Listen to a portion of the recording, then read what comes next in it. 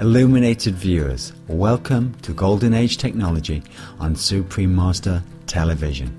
From October the 10th to the 12th, 2011, Geneva, Switzerland played host to two important events promoting the advancement of clean, sustainable energy. The third annual European Future Energy Forum coincided with the 2011 Swiss Solar Energy Prize ceremony, both of which were held at the Geneva Palexpo Convention Centre. The forum is put on by the Abu Dhabi Future Energy Company, also known as Masdar, which is owned by the Emirate of Abu Dhabi, a part of the United Arab Emirates. Masdar created the forum in 2009 following the success of the World Future Energy Summit, which is held annually in Abu Dhabi and is also hosted by Masdar. The forum featured a high-profile conference that brought together respected scientists, engineers, as well as business and government leaders from around the world to discuss the latest green energy solutions. Some of the speakers included Her Excellency Micheline Carmi-Ray, President of Switzerland, Masdar Chief Executive Officer Dr. Sultan Ahmed Al-Gerber, and renowned Swiss solar aviation pioneer Dr. Bertrand Piccard. A clean tech exhibition was also held during the forum, in which over 122 forward-thinking companies from around the world presented their products and services, including some of the most current environmentally friendly technologies. The theme of the 2011 forum was Making Innovation Happen for a Sustainable World, and covered 6 main areas: inspiration, innovation, policy and regulation, finance, infrastructure and future energy mix. Her Excellency Micheline Carmi-Ray opened the conference and spoke enthusiastically about the importance of a global shift to sustainable energy and the contributions that Switzerland can make to this worthy endeavour. Aussi suis-je très heureuse de vous accueillir aujourd'hui dans ma ville de Genève, dans mon canton de Genève, et d'ouvrir ce forum. Excellences, Mesdames et Messieurs, un constat s'impose. Le monde consomme de plus en plus d'énergie et la pression sur les ressources disponibles ne cesse d'augmenter. L'humanité vit comme si elle avait en réserve une ou plusieurs planètes de substitution. Ce n'est évidemment pas le cas. Les défis sont immenses, mais si nous échouons à les résoudre, le monde que nous laisserons aux générations futures sera moins accueillant que celui que nous avons hérité de nos parents. L'objectif est ambitieux, mais il est parfaitement réalisable. Le gouvernement suisse définit plus précisément l'itinéraire et prendra le temps nécessaire pour mener avec succès cette reconversion de notre politique énergétique sans perdre de vue l'impératif de la sécurité de l'approvisionnement. Ce chemin, nous devons le parcourir ensemble, avec nos partenaires. La coopération internationale est incontournable dans la réalisation de cette nouvelle politique énergétique de la Suisse. Mesdames et Messieurs, je vous souhaite à tous un forum fructueux. Je vous remercie de votre dévouement à la cause d'un avenir durable. Merci.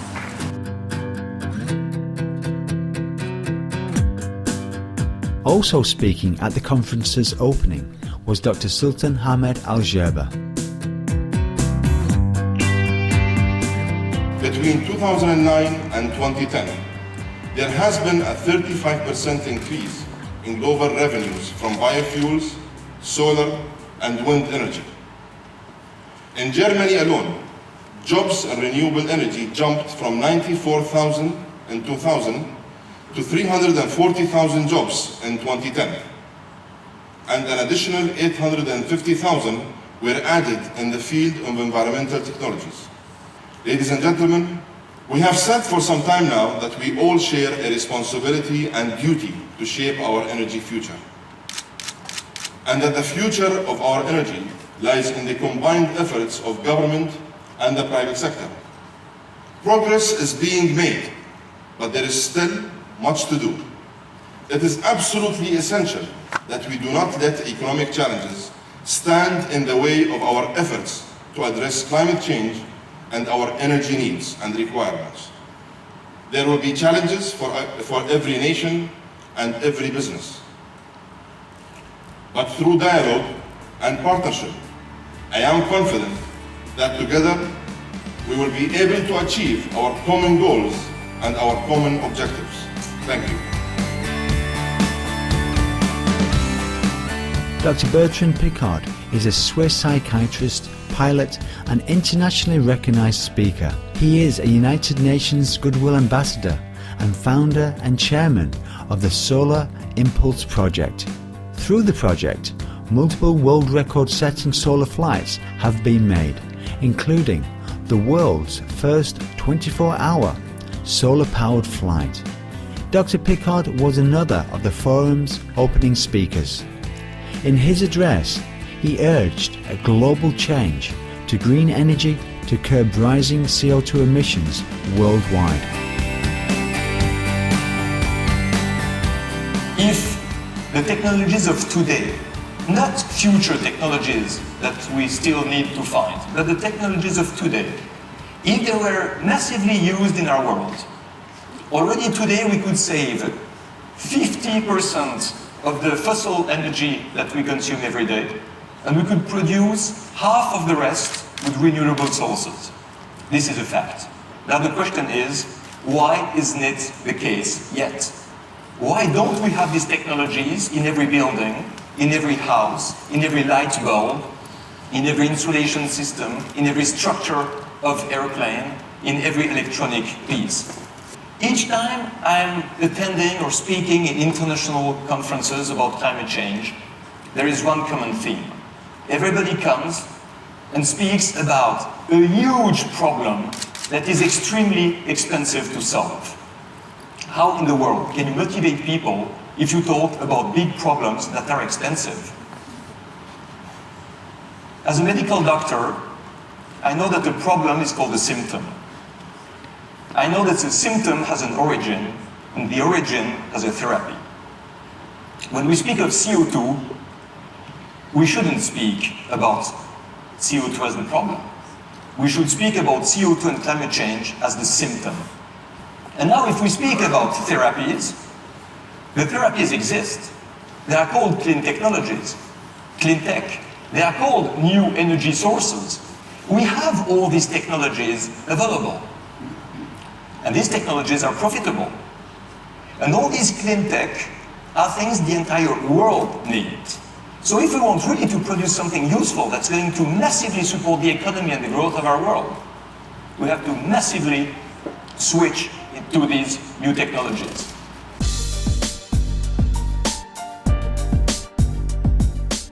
Alongside the opening of the European Future Energy Forum on October the 10th, 2011, the Geneva Palexpo Convention Centre also played host to the 2011 Swiss Solar Energy Prize ceremony.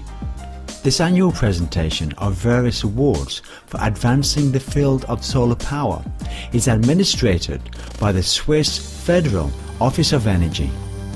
Awards are given in three categories: individuals and institutions, sustainable buildings, and solar or other alternative energy plants. In 2011, a total of 88 solar energy projects were entrants in the competition. Among the winners in the individuals and institutions category was 3S Swiss Solar Energy Systems, which develops and markets building integrated solar energy systems under the 3S Photovoltaics brand name. Another winner in this same category was the Swiss Youth Hostels Association for utilizing environmentally sound practices in its construction and operation of buildings, and for its role in promoting sustainable tourism. Gracing both the Swiss Solar Energy Prize ceremony as well as the forum on the same day, Her Excellency President Khalmé Ray praised the competition for encouraging innovations in the area of solar energy and offered her congratulations to all the winners. chers lauréats, chères lauréates, mesdames et messieurs. La Suisse ne possède ni pétrole ni gaz, mais elle a des idées. Sa capacité d'innovation est exceptionnelle, surtout dans le domaine des énergies renouvelables et de l'efficacité énergétique. Et depuis 20 ans maintenant, le prix solaire suisse joue un rôle essentiel, dans le sens où il permet d'alimenter cette source de créativité, d'encourager des initiatives novatrices dans le domaine des énergies renouvelables et de l'efficacité énergétique en Suisse. Ces objectifs me tiennent particulièrement à cœur. C'est donc avec un très grand plaisir que je participe cette année à la remise de ce prix et j'en profite pour féliciter chaleureusement ces lauréats et lauréates. Et je suis très satisfaite que le prix solaire suisse 2011 soit décerné à des propriétaires d'immeubles et à des entreprises novatrices dans le secteur de la technologie du bâtiment. Les bâtiments Énergie Plus sont parmi les premiers exemples concrets de cet avenir énergétique.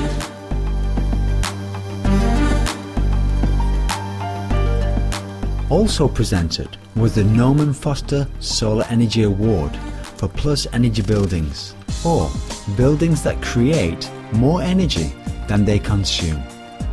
The 2011 winner was the Plus Energy building by Heinz-Plan AG in northeastern Switzerland, which produces an outstanding 448% of its energy requirements. The elegant building feeds the surplus power into the national grid, which helps to recover the costs of the solar installations. The same structure took top honours in the new building category as well. Famed architect Lord Norman Foster, for whom the award is named, presented the award and spoke of his vision of solar infrastructure being adopted as part of the standard architectural design of all buildings.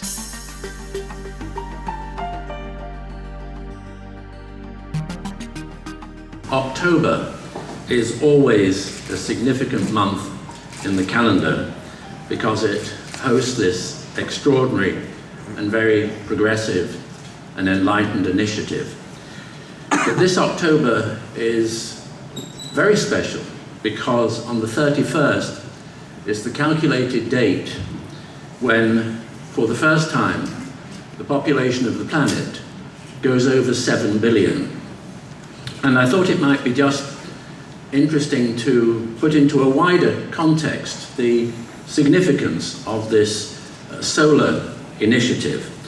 The great news about this award is that it really starts to tackle the individual buildings, which consume something like 44 to 50% of the energy consumed in an industrialized society. And it is absolutely incredible that the winner is 448%. I mean, and very fortunately, you have the legislation here and in other societies like Germany where you can feed the excess power back into the grid. I'd just like to end up with an observation, and that is that I think all of our hopes around this award is that it would move towards not just retrofitting an existing building, but would move towards an integrated solar architecture where those elements which harvest the energy are part of the architecture, part of the building. And I think in the 2 years we're starting to see quite a significant shift in that direction with the 3 winners. So I'd like to join everybody else in congratulating the winners and all the sponsors, everybody, whether it's at the political level, whether it's at the sponsorship level, of making this prize and this initiative possible. Thank you.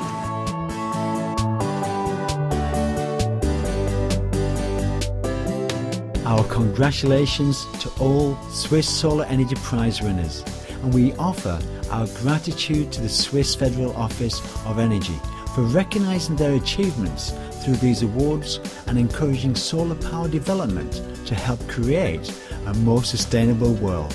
We also applaud all involved in the 2011 European Future Energy Forum for striving to bring change to our planet through this informative green event. Spirited viewers, please join us again next Friday on Golden Age Technology for the conclusion of this 2-part series on the forum, when we'll feature some of the companies that took part in the forum's Clean Tech exhibition.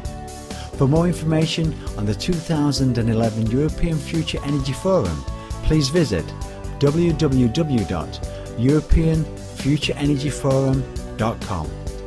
Find out more about the 2011 Swiss Solar Energy Prize at www.solaragentur.ch. Thank you for your company today on Golden Age Technology. Coming up next is vegetarianism, the noble way of living. After noteworthy news, may the loving light of the divine guide all lives.